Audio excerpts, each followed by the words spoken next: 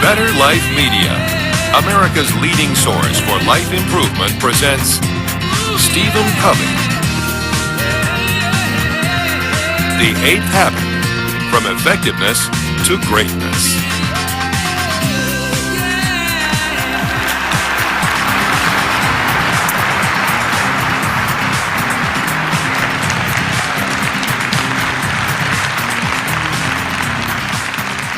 It was a dark and stormy night.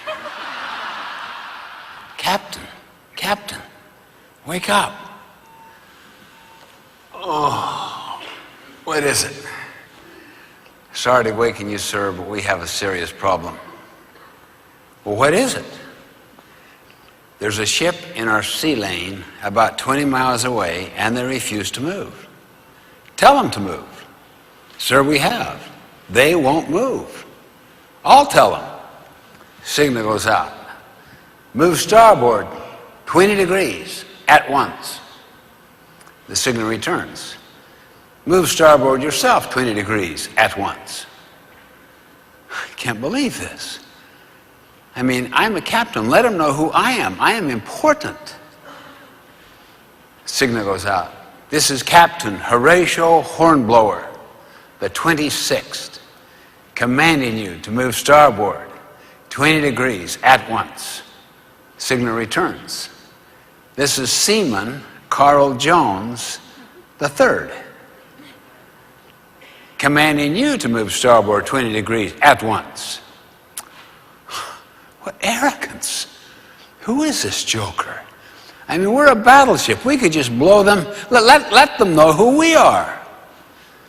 Signal goes out. This is the mighty Missouri, flagship of the 7th Fleet. The signal returns. This is the lighthouse. That's a true story, by the way.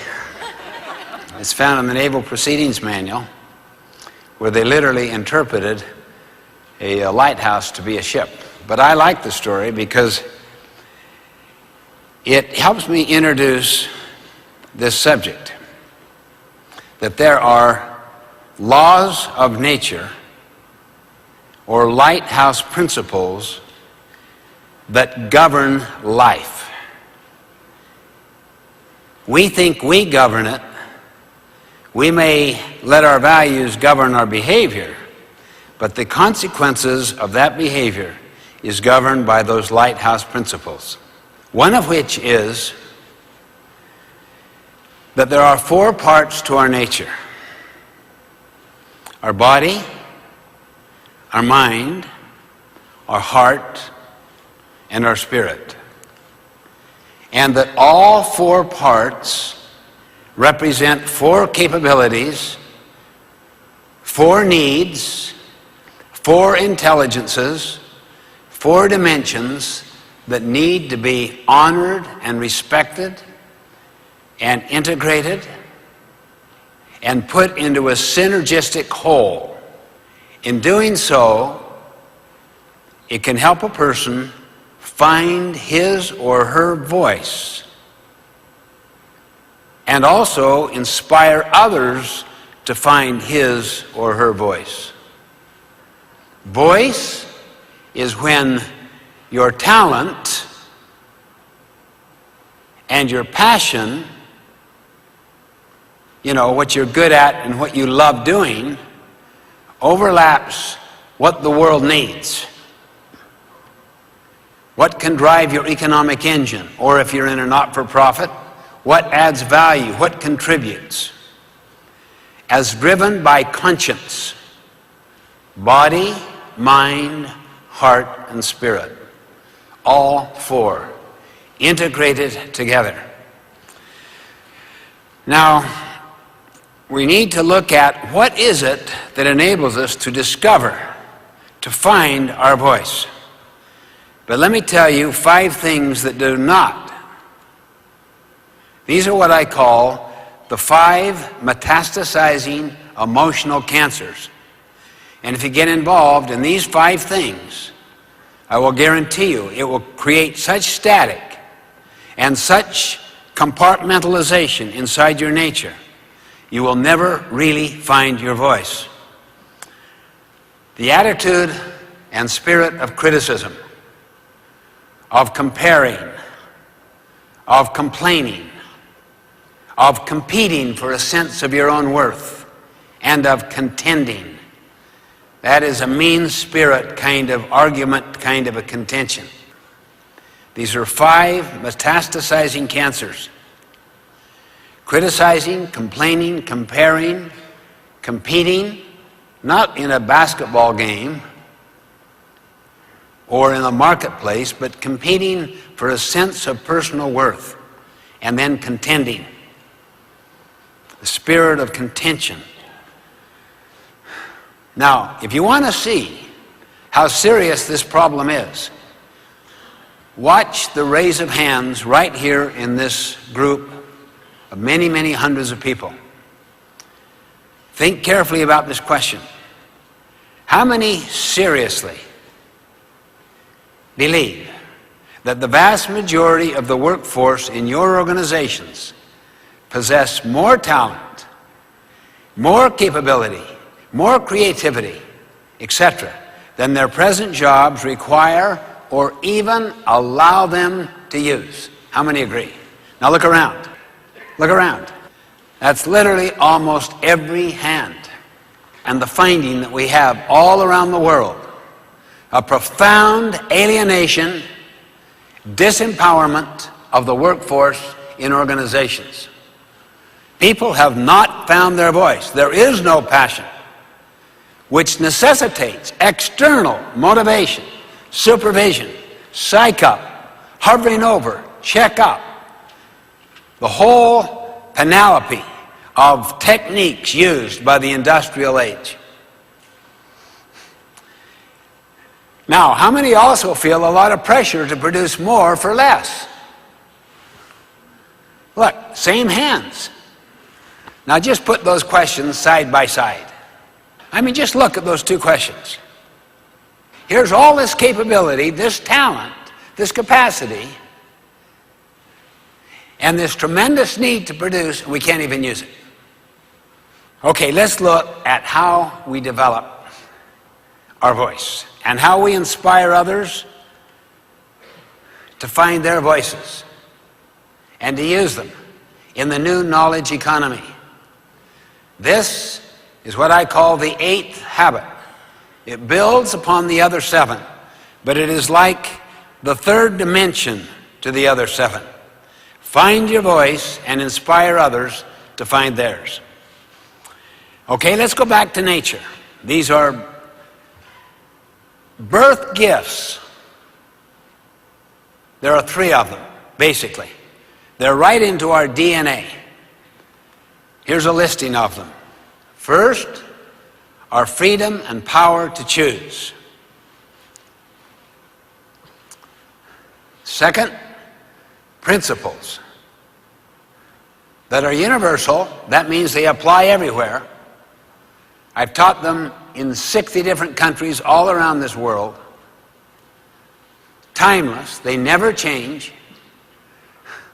and self-evident. Here is an illustration of a self-evident principle. You can never really sustain a trust in a relationship if you are not trustworthy. Have you ever tried to talk yourself out of a problem you behaved yourself into? How did it go? Have you ever seen a company try to PR itself out of a problem it behaved itself into? How did that go? See, these are universal, self-evident principles, non-controversial. And third, 4 parts to our nature, 4 intelligences, 4 capacities: body, mind, heart, and spirit. These are hardwired into our very nature. IQ, that's for the mind. EQ, that is emotional, social intelligence. That comes from self-awareness, and it also comes from awareness of others, the ability to listen, to care, to empathize, to relate. These are social skills. PQ is the intelligence of the body. 70 trillion cells that have such brilliance that right now they're digesting your lunch and you're doing nothing about it. They're fighting disease. They're trying to do everything they can to protect your organism. It's absolutely a brilliant machine. Nothing like it ever created by man. And then finally, SQ, spiritual intelligence, which basically deals with two things. One, the need to serve, the need for meaning, the need for significance, the need for contribution, the need to add value. And two, that you live by your conscience, that you live by these principles, these universal, timeless principles, and have connection to their ultimate source. Those two represent what is called spiritual intelligence. Let's contrast those last three intelligences. In fact, the first two and the last one. Here is a quote on spiritual intelligence. Unlike IQ, which computers have, and EQ, which exists in higher mammals, SQ is uniquely human and the most fundamental of the three. It is linked to humanity's need for meaning, an issue very much at the forefront of people's minds. SQ is what we use to develop our longing and capacity for meaning, vision, and value. It allows us to dream and to strive. It underlies the things we believe in and the role our beliefs and values play in the actions we take. It is, in essence, what makes us human. It used to be fringy, no longer. Major research on spiritual intelligence has brought it into mainstream to understand that a whole person has four basic needs: to live for the body, to love for the heart, that's relationships, to learn for the mind, and to leave a legacy, to matter, to contribute. This is what a whole person in a whole job does. This is enabling them to find their voice in their job. Same basic underlying four dimensions: body, mind, heart, and spirit.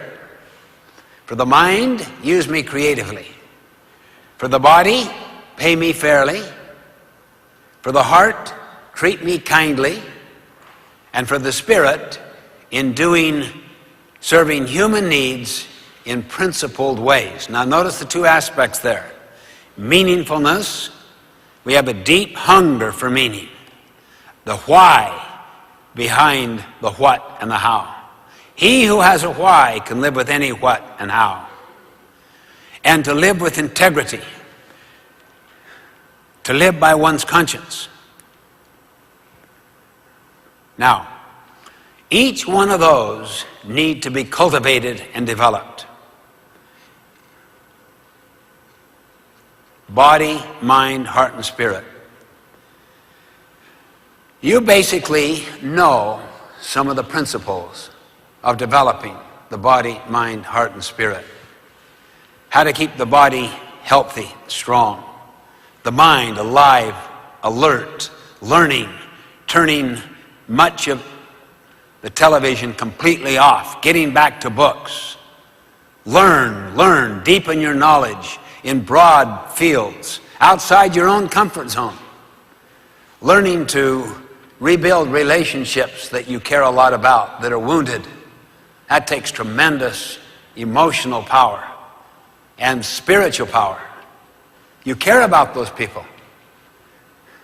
And to constantly make contributions, to give back. Service is the rent we pay for the privilege of living upon this earth. Those four are constant, deep hungers and needs in us all. Work on these four assumptions. They deal with the four parts of our nature. For the body, assume you've had a heart attack. Now live accordingly. For the heart, assume that everything you say about another person they can overhear.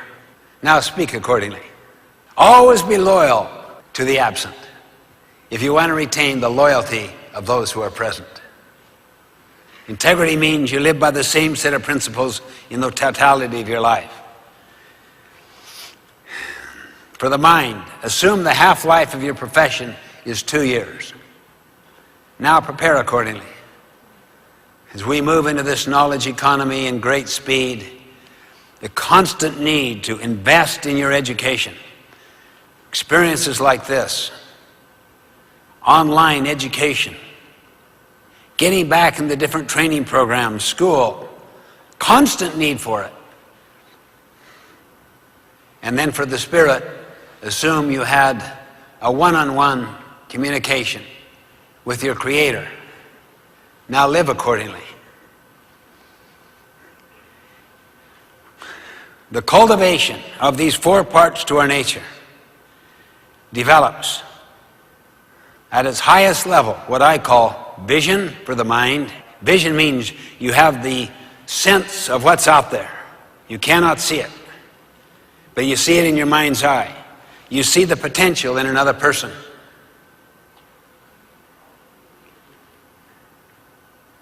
I mean, think on this. How many of you have achieved the level of success you've achieved partly because, or even largely because, someone believed in you when you didn't believe in yourself? Now look at the hands. Look at the hands. That's like half the group. If we were to ask those people to respond, their stories would bring you to tears. They really would. These are people who others helped find their voice by affirming their worth and potential when they did not believe in themselves. Vision, discipline, the power to subordinate what you want now to what you want eventually. I mean, no one on their deathbed ever wished they spent more time at the office or watching television. I've studied the deathbed research. It's all about families, loved ones, contribution, and the contribution that they are making. Even Abraham Maslow transcended his own need hierarchy theory on his deathbed, saying self-actualization is not where it's at. It's self-transcendence. It's what my kids are about, and their kids.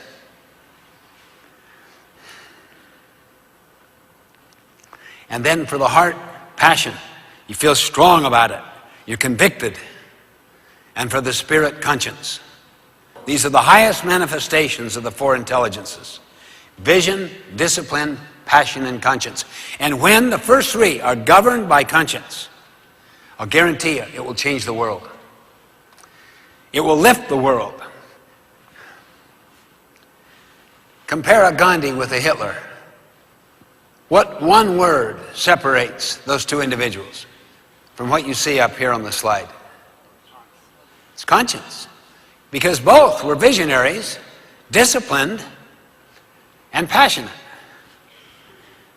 And Gandhi not only had conscience, in his vision, he saw an independent India, way beyond the vision and scope of the people of India.